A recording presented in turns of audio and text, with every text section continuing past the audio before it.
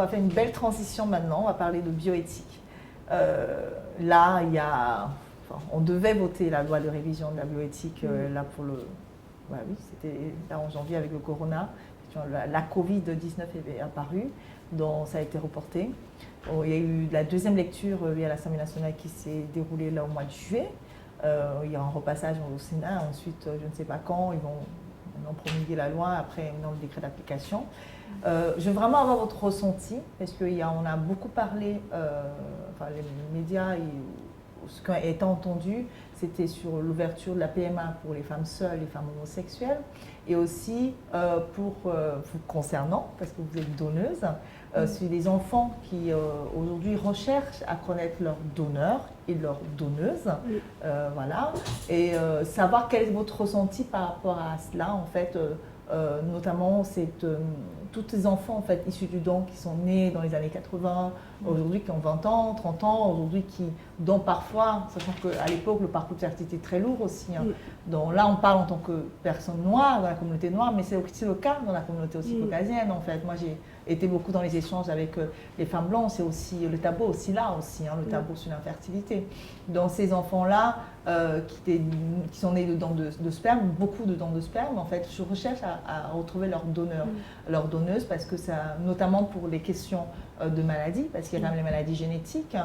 Comment vous avez perçu ça en fait, cette évolution-là dans les médias? Quel est votre avis par rapport à ça en fait, la recherche du donneur et de la donneuse en fait, et quel est votre rapport par rapport à cela? Voilà.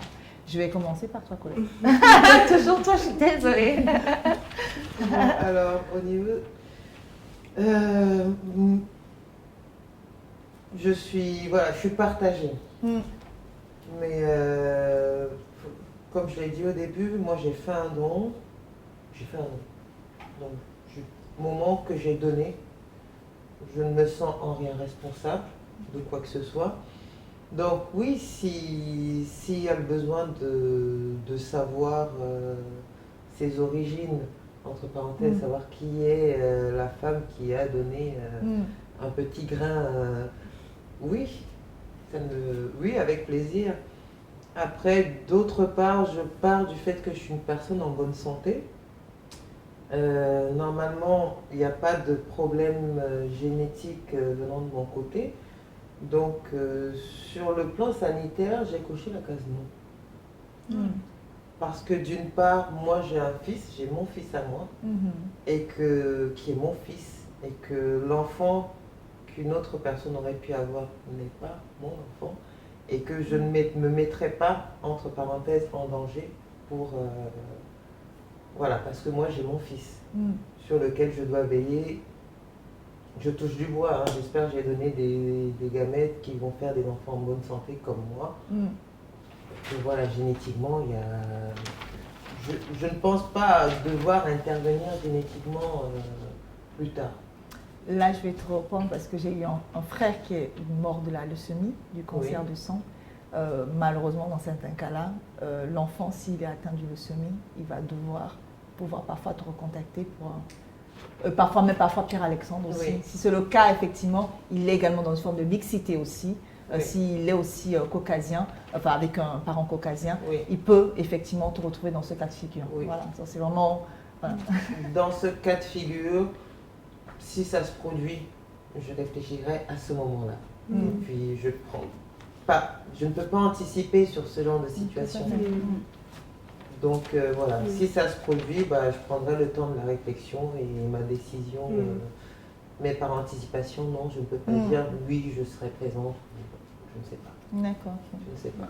Il y a beaucoup de paramètres qui vont dans le tout à fait. C'est une question très importante, c'est une question très intéressante. Parce qu'effectivement, décider de donner du bonheur à des personnes et après, oui, se sentir, comment dire, voilà, dire quand il y a un problème, dire je suis plus. Oui, c'est compliqué. Donc je verrai si ça se produit, je ne peux pas anticiper sur ma réaction, sur ma décision. D'accord, ok. Et toi, Tsipora, est-ce que cette question-là, tout ce qui a été dit dans les médias, avec les enfants qui recherchent leur donneuse, notamment dans ce cas de figure-là, déjà connaître également leur donneur, discuter avec eux, avoir un échange avec eux aussi sur les cas de maladies, en fait, parce qu'il y a les maladies génétiques où malheureusement le gène, c'est important. Là, on va revoir sa donneuse ou son donneur pour pouvoir en savoir plus et pourra faire les tests. Et comment toi, tu t'es sentie là dans les débats de la bioéthique en tant que donneuse? Quel était ton ressenti par rapport à ça? Moi, je suis plutôt... moi, je suis très, comment dire...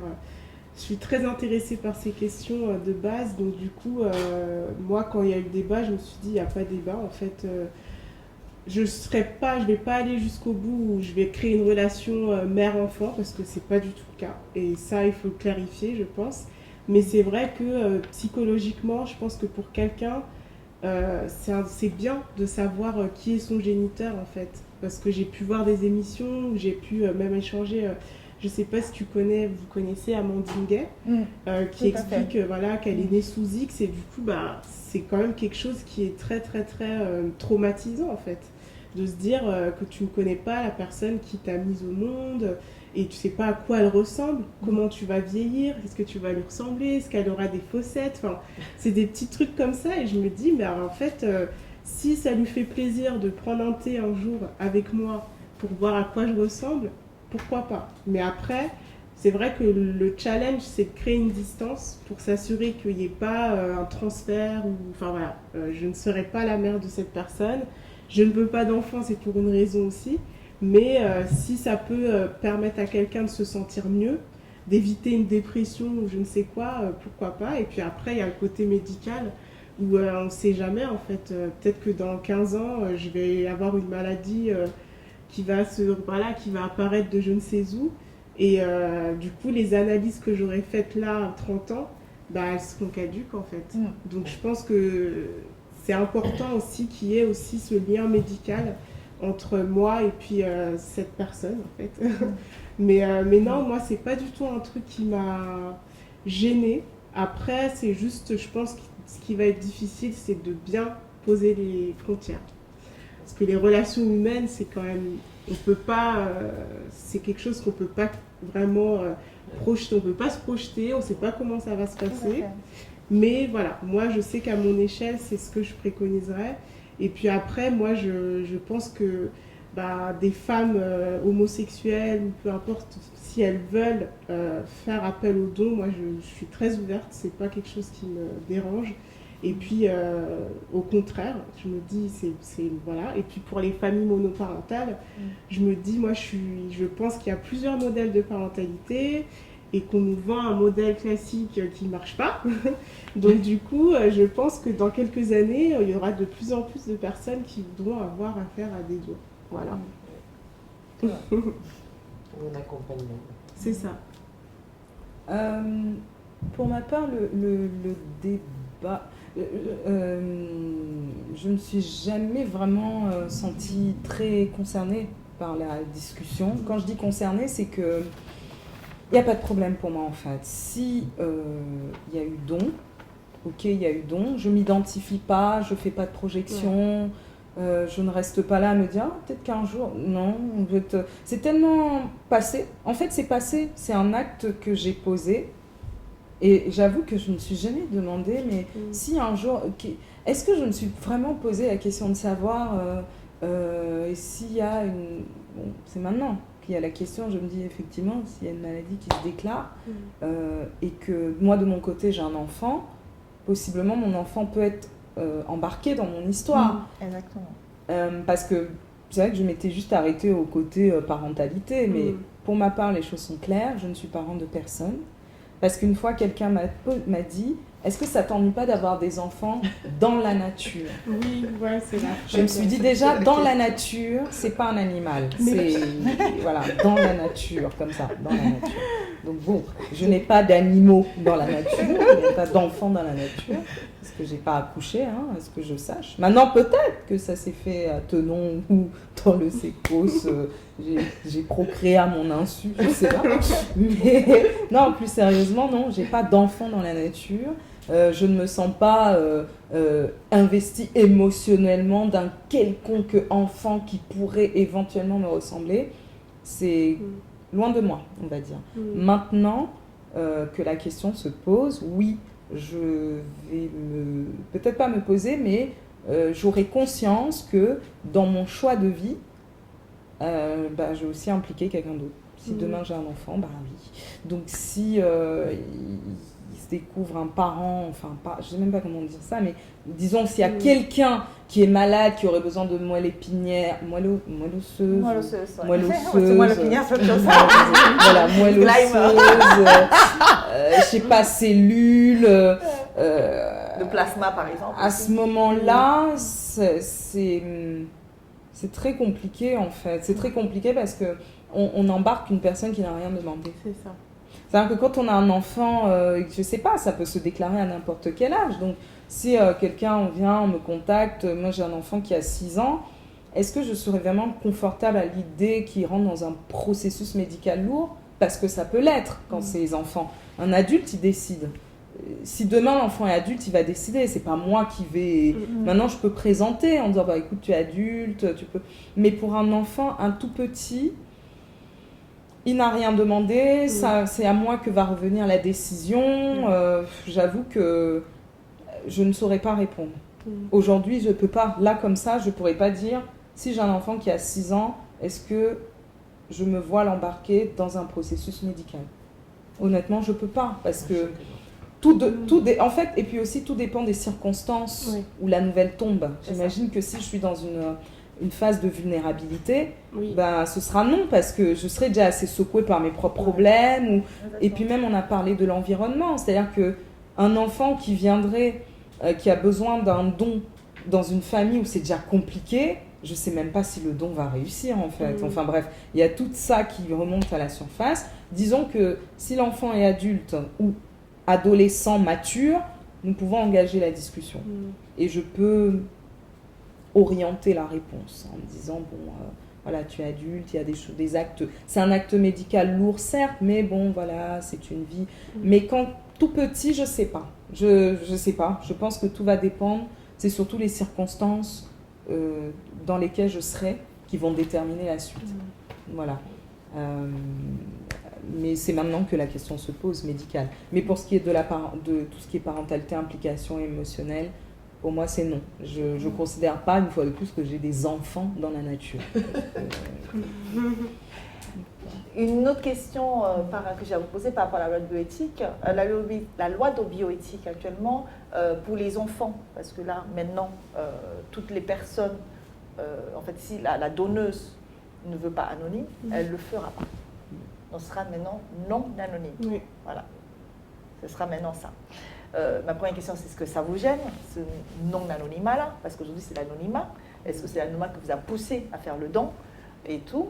Et aussi, pour ceux qui ont fait dans le cadre de non-anonyme, comme vous toutes, qui est ici présente, en fait, normalement, la loi, dans la loi, on va vous recontacter. L'enfant va faire la demande et on va vous envoyer un courrier. C'est pour ça qu'il y a on recommande des recommandations de la part des donneuses à tout le temps informer les sécos. Effectivement, je rejoins à ce que dit Colette, quand c'est un don, effectivement, quand c'est un don, on donne, on ne regarde plus.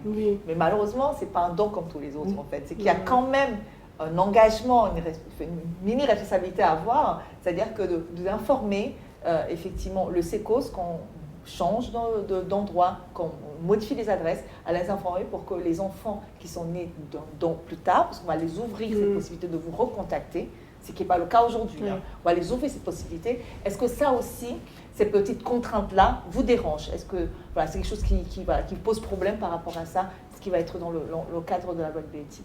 Alors, le don anonyme ou non anonyme, je ne pense pas que ça aurait changé quelque chose dans la décision.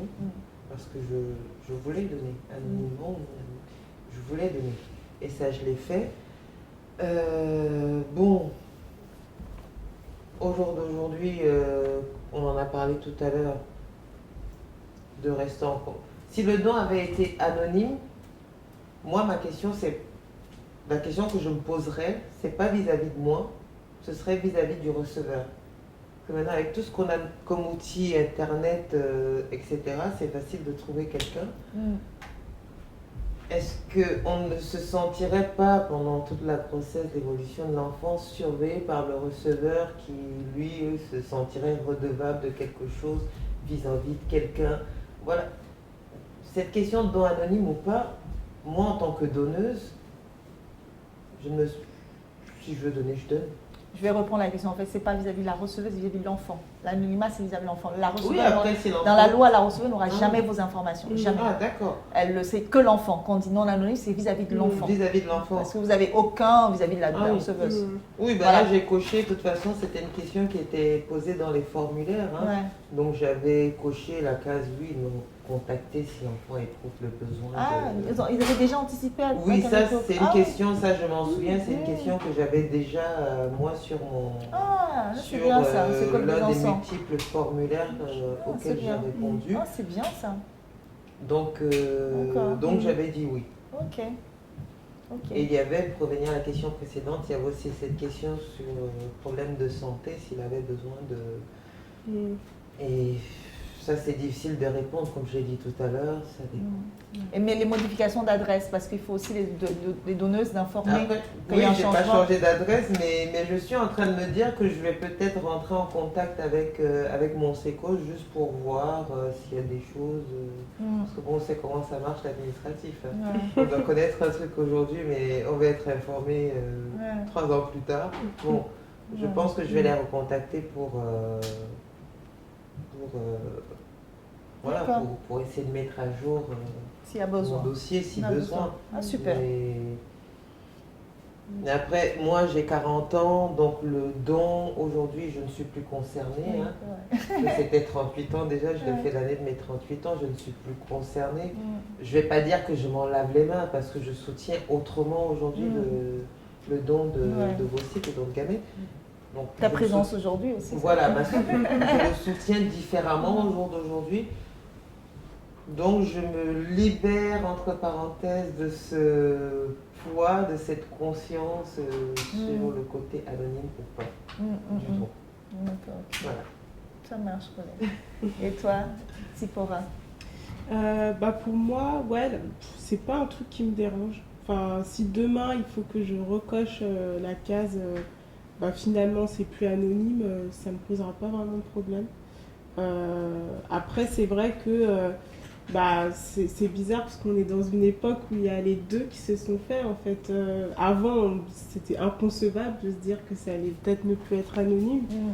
Et là, de se dire, oui, donc potentiellement, la personne saura qui tu es. C'est une autre dynamique. J'y ai pas vraiment pensé quand j'ai commencé la démarche.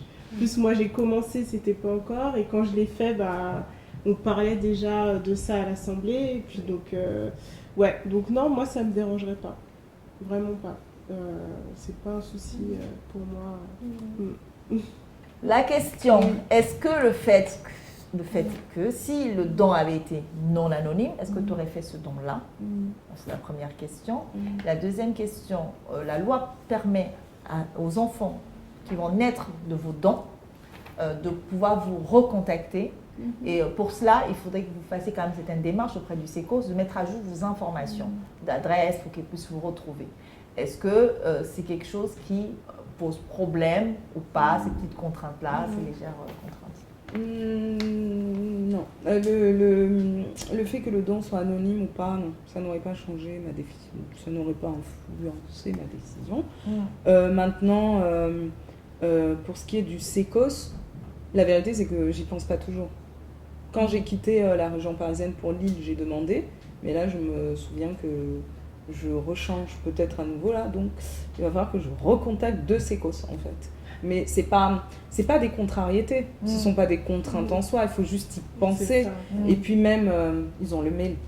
C'est vrai. Oui. Ils ont les mails, Le donc téléphone, ils ont le mail, ils ont le c'est téléphone. Même à la limite, si le téléphone ne fonctionne plus, ça peut arriver parce qu'on va à l'étranger, les mails, on les garde quand même. On les garde quand même. Donc globalement, même si on ne vient pas, il n'y a pas une actualisation, je crois sincèrement qu'ils trouveront. Aujourd'hui, ne pas enfin, C'est vrai. perdre la trace. De quelqu'un. On pourra toujours me dire qu'on n'a toujours pas retrouvé Dupont de Ligonnès, mais bon, dans le cas d'un don là, voilà, ce sera maintenant pour la forme, il faut faire les choses dans la forme. J'imagine que c'est aussi, ils insistent parce qu'ils voudraient que le canal par lequel on a commencé, au moins on continue avec ce canal-là. Mais ça me dérange pas ni d'actualiser, ni d'aller vers le sécose réactualiser. Non, c'est pas un problème et ça n'aurait en rien influencé ma décision. Parce que je crois sincèrement que si on est dans l'optique de se dire je ne veux rien avoir, en fait autant ne pas commencer. Vraiment, hein, parce que aujourd'hui on peut dire oui je veux rien avoir et puis demain la loi dit non vous aurez à voir. Donc, qu'est-ce qu'on va faire? Donc, tout à fait. C'est ce que je dis toujours. Ceux qui ne veulent pas que l'enfant qui n'a rien demandé prend une décision par rapport à ça, leur dérange qu'ils ne font pas. C'est mieux. C'est préférable de rien faire. Parce que comme tu l'as dit si bien, on ne contrôle pas les êtres humains. Ils prendront les décisions qui leur reviennent et voilà quoi. Donc si vraiment c'est quelque chose qui pose problème déjà en soi, autant ne pas faire le don. C'est clair. C'est tout. La dernière question, c'est vrai que c'est une question sur l'aspect génétique parce que beaucoup de donneurs et aussi les personnes issues X, comme tu as parlé d'Amandine Gay, font souvent des prélèvements test ADN à l'étranger et dans ces entreprises-là. C'est-à-dire que si l'enfant qui est né de votre don, par exemple, va faire le test pour reconnaître les personnes, il faut savoir aussi que vos patrimoines, vos empreintes génétiques seront également stockées dans ces entreprises-là. Est-ce que c'est quelque chose aujourd'hui, parce que ça a fait peur à certains donneurs en fait, c'est pour ça que certains donneurs aussi ont milité pour le non-anonymat, pour la lever, parce que ça aussi on ne maîtrise pas. C'est beaucoup d'entreprises américaines, parfois chinoises également, qui font des prélèvements ADN et stockent tout cet ADN. Donc ça dit que l'ADN de l'enfant qui sera né de votre don, votre ADN sera aussi conservé, une partie de votre ADN. Est-ce que c'est quelque chose aujourd'hui qui vous aussi vous pose problème en fait, de ne pas avoir finalement le fait de faire un don, vous ne maîtrisez pas la suite, c'est-à-dire que l'enfant pourrait également faire un prélèvement ADN et qu'une partie soit stockée dans ces entreprises-là. Est-ce que c'est quelque chose qui vous gêne, qui vous pose problème en termes d'éthique? Voilà, donc c'est mon retour. Colette. Elle a des drôles de questions. Drôle de questions. Je ne sais pas trop quoi répondre à cette question-là, hein, Sandy. Ouais. Mais après, c'est comme tout, c'est l'utilisation qui est faite de ces données-là qui peut poser problème. C'est ça. Si c'est juste stocké pour des raisons médicales, de recherche, entre autres, oui, pourquoi pas. Si ça peut aider à faire évoluer la médecine, la génétique et tout ce qui va avec, oui. Mais c'est comme tout. Ça dépend de l'utilisation qui va être faite avec ces données-là. Donc, je ne saurais te répondre oui. Non. Ça dépend. Ouais, c'est vrai qu'elle est compliquée la question. Parce que j'avais vu la polémique par rapport au. Je crois qu'il y a une marque qui fait que tu peux savoir. Avec un coton-tige, exactement. Qui sont tes ancêtres. Voilà, c'est ça. Mais c'est que vos données, en fait, vous, donneurs, c'est stocké. Beaucoup d'enfants nés de X et même dedans font ces examens. Ouais. Mais ça veut dire que vous ne maîtrisez pas. C'est ça. C'est vrai que c'est un peu dérangeant parce qu'effectivement, il n'y a aucun contrôle dessus. Mais je pense que quand on est dans cette démarche, on s'attend à ce qu'il y ait une part de pas de contrôle. Vraiment, je pense que... Donc oui, c'est gênant, mais de toute façon, il y a tellement de choses qu'on ne contrôle pas. Même dans la médecine, on sait pas ce qu'ils font de toutes nos données. Enfin, je sais pas, je veux pas être parano, mais je pense pas que... Ouais, donc je me dis, c'est un truc en plus. Voilà, tout simplement. Ok. Et toi, Marianne? Oui, c'est vrai que mon empreinte génétique soit quelque part dans le monde, comme Colette l'a dit, en soi c'est l'utilisation. C'est l'utilisation de l'information qui peut vraiment être problématique, de se dire qu'est-ce qu'on va en faire, dans quel but ça va être utilisé. Maintenant, si on pousse un peu la réflexion, si on en arrive à devoir acheter de l'information, enfin, je parle de l'enfant qui a la démarche de chercher, c'est bien qu'il y a eu une faille au niveau des parents. c'est pas le donneur en fait qui a à se poser tant de questions, c'est que c'est les parents qui n'ont pas été sincères dès le début. Parce que d'où vient l'intérêt d'aller prendre, de payer parce que c'est ça, c'est payer pour avoir accès à une certaine vérité. Mais si cette vérité elle a été partagée dès le début, moi je vois pas, on va dire, on se rapproche du sécos, bah écoutez, votre donneur a dit non. Et dans ces cas-là, si le donneur dit non et que l'enfant insiste, lui-même il se met en infraction.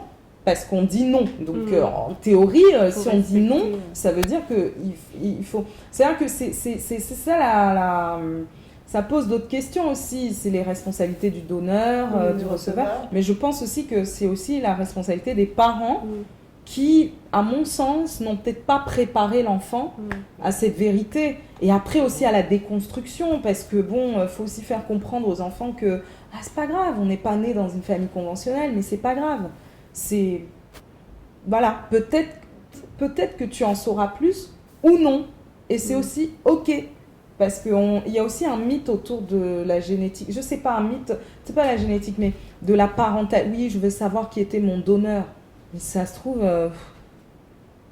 Et puis quand on arrive alors devant quelqu'un qui est même pas investi émotionnellement, ne me dites pas que cette personne-là, elle sera OK. Non. Très sincèrement, j'y crois pas. Quelqu'un qui me dit, je cherche mon donneur pour voir, prends une photo. Enfin, j'en sais rien. Demande une photo au sécos. Mais s'il y a une volonté de voir physiquement, pour moi, il y a une autre motivation. Et c'est la motivation qu'il faut interroger. Mais moi, si quelqu'un veut me voir... je m'interrogerai franchement sur ces motivations. Parce que nous sommes des humains et je pense que humainement, nous vivons parce que nous sommes connectés. Donc, quelque part, pour moi, je le ressentirais comme une volonté de créer un lien dont je ne veux pas. Voilà. Si c'est dans les circonstances médicales, c'est des concours de circonstances. J'accepte, j'entends, les choses vont se créer comme... Mais si c'est juste, oui, je voulais savoir, une photo aurait suffi. Soyons sérieux, quoi. Donc les parents aussi. Belle transition. Et je vais clôturer ce chapitre avec ma question, moi en tant que receveur. C'est une très belle transition parce que j'ai abordé ça en hors caméra. Moi, j'étais dans la démarche de PMA avec don de vos sites. Moi, j'étais effectivement dans le groupe des PMistes. On me prenait un peu à part parce que j'avais une démarche qui était très particulière. Moi, dans la démarche, en fait, dans la procréation elle-même, je voulais inclure la donneuse dans la relation. Comme le dit Marianne, il faut interroger les intentions. Mes intentions c'était les miennes en fait. Après, on peut aborder, se poser des questions, c'est quoi l'intention. Mais moi, je suis vraiment dans une démarche qu'on appelle le polymaternalisme en fait. C'est-à-dire que inclure les personnes qui ont concouru en fait à faire que la personne naisse, arrive sur cette terre en fait. Donc moi, c'est vraiment dans cette démarche dans laquelle je suis, mais avec dans la vraie démarche de discuter avec la donneuse, d'entretenir une démarche, connaître ce qu'elle est, son parcours, entretenir relation avec la donneuse en fait. Moi, c'est quelque chose qui a été important pour moi. Et ensuite, que la donneuse, elle n'est pas le parent, j'insiste bien pour vraiment connaître, comme tu disais bien, Tipora, connaître les responsabilités de chacun, quel est le rôle de chacun, mais qu'elle fait partie de la vie de cet enfant. Moi, c'est quelque chose qui m'aurait plu en fait. Et quel est votre avis par rapport à ma démarche en fait, en tant que donneuse? C'est moi. C'est toi. Bon, c'est vrai qu'on en a parlé tout à l'heure hors caméra et l'idée a mûri dans ma tête. Et je rejoins un peu ce que tu viens de dire, Marianne, de vivre au quotidien, entre parenthèses, dans la vie, d'être présent au quotidien dans la vie de cet enfant dont on a fait le don de vos sites. Ça va forcément créer un lien. Et c'est une question compliquée. Et moi, en ce qui me concerne, au moment où j'ai fait mon don, c'était pas dans l'espoir de voir... Ça me plairait de savoir si les ovocytes que j'ai donnés ont fait des enfants, éventuellement d'avoir une photo. Oui. Ça me plairait, je serais curieuse d'avoir une photo, mais pas forcément de les rencontrer. Parce que le fait de se rencontrer, oui, ça va créer quelque chose de toute façon. Ça créera quelque chose. Et en ce qui me concerne, je pense que ça sort déjà du cadre du don. parce que dans la plurimaternité, maternalisme. Voilà, plurimaternalisme, je trouve que dans tous les cas, on est des êtres humains et qu'on va sortir du cadre du don, où je fais un don et je me libère. Il y aura forcément un lien qui va se créer, des attaches qui vont se créer. Et aussi bien pour le donneur, pour la donneuse, pour la receveuse, que pour l'enfant. Je pense que ça pourrait créer d'autres soucis. On est déjà assez compliqué comme ça en tant qu'être humain. Je pense que là, mon avis, c'est que non, c'est pas pour moi en tout cas. C'est pas pour moi. Et Tsipora, pour toi? Ouais, non, je pense pas que j'irai jusque-là. Parce que moi, j'en veux pas d'enfant. Donc vraiment, sinon j'en ferai un en fait. Donc je me dis, j'ai pas besoin de passer par le don pour avoir un lien comme ça avec un enfant. Et je me dis, déjà, quand on est dans un cadre où il y a de l'adoption, c'est déjà compliqué d'inclure la mère biologique par exemple. Alors que là, il y a plus de légitimité. Donc je me dis, là, moi je suis juste génitrice. Et encore, j'ai juste donné en fait. Donc non, je pense que même pour moi en fait, on parle souvent de comment le receveur et les enfants vivent la chose, mais même pour soi en fait, c'est se dire. La question, ouais, non, je pense que c'est. Il y a beaucoup de projections qui peuvent se passer en se disant tiens, ça aurait pu être moi. C'est fou, on ne sait pas ce qu'on peut penser sur le moment. Donc ouais, c'est des risques pour rien, je pense. Parce que je me dis, l'enfant, si la personne veut vraiment un enfant, elle a réfléchi à la question normalement. Du coup, elle sera dans un cadre sain. Donc je me dis, pas besoin d'avoir une personne en plus dans le schéma familial. Et pour moi, ce que tu décris, c'est plutôt un cercle de femmes, mais des femmes qui se connaissent. Et moi, je me dis, avec une inconnue comme ça, créer du lien juste pour un enfant, non, je pourrais pas. Pour ma part, je pense, on a tous droit à ce que je dis, on a tous droit à la vérité. C'est-à-dire que je peux comprendre. En fait, je comprendrais plus la demande, mais venant de l'enfant, moins du parent. C'est-à-dire que si le parent me dit, j'apprécierais, parce que là, ce serait un peu comme anticiper éventuellement sur un besoin émotionnel de l'enfant, ou même, vouloir recréer quelque chose de sain, de quelque chose d'authentique. Et puis, en vérité, voilà ce qui s'est passé. Il y a eu une tripartie ou une deux parties, comment on dit ça, une deux parties, non, un consensus, je sais pas. Voilà. Donc, tripartie, parce que s'il y a un papa, une maman, ou deux mamans, ou deux papas, et une donneuse, un donneur, mais ça peut être une maman solo, voilà. En fait, la demande venant de l'adulte, j'avoue que je la comprendrais pas. C'est pas que je la refuserais, mais je serais pas très confortable, parce que je me dis, comme tu l'as expliqué, que tu sais pas. En fait, et puis on connaît pas les intentions des gens. C'est-à-dire que quelqu'un peut me présenter ça comme ça, en me disant oui, mais après ça devient tout autre chose. Et du moment où on a quand même accepté déjà de rencontrer les gens, moi je pense pas qu'on puisse prendre la clé des champs comme ça, parce que ça peut être très brutal, très violent. Bon, ok, on peut fermer la porte, mais s'il y a un problème médical, on va devoir l'ouvrir et encore s'expliquer sur le fait qu'on ait voulu fermer. Donc, à mon sens, je dirais que non. Si c'est les adultes, je veux pas traiter avec les adultes. Je veux pas traiter avec les adultes. En revanche, si c'est un enfant adulte qui vient, qui me pose des questions, de toute façon qui veut rentrer en contact, j'estime qu'on a droit à la vérité. Voilà. Mais de toutes les manières, j'espérerais sonder rapidement les intentions, parce que... Ou alors, je crois que dans ma démarche...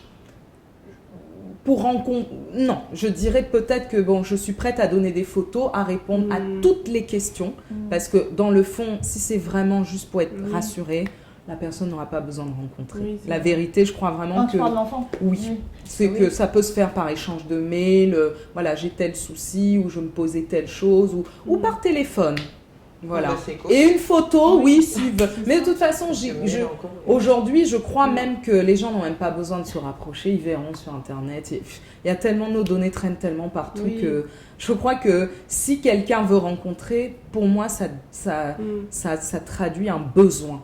Et ce besoin-là, c'est ce dont je me méfie. Pas tant de la démarche, mais le besoin. Oui. Parce qu'après, le besoin vient, Entraîne. après le Il y a besoin, autre crée chose. la projection, crée Ouais. peut-être les confusions. C'est vrai. Donc, j'avoue que la polyparentalité, oui, mais pas dans le contexte du don. Non. Ou alors, si moi, j'ai exprimé le vœu de Oui. me rapprocher, hein, ça peut aussi aller qu'il y a les donneuses Oui. qui veulent. Mais si ça vient du parent, non, je pense que je ne serai pas confortable. En revanche, l'enfant qui viendra toujours me poser des questions, il est la bienvenue.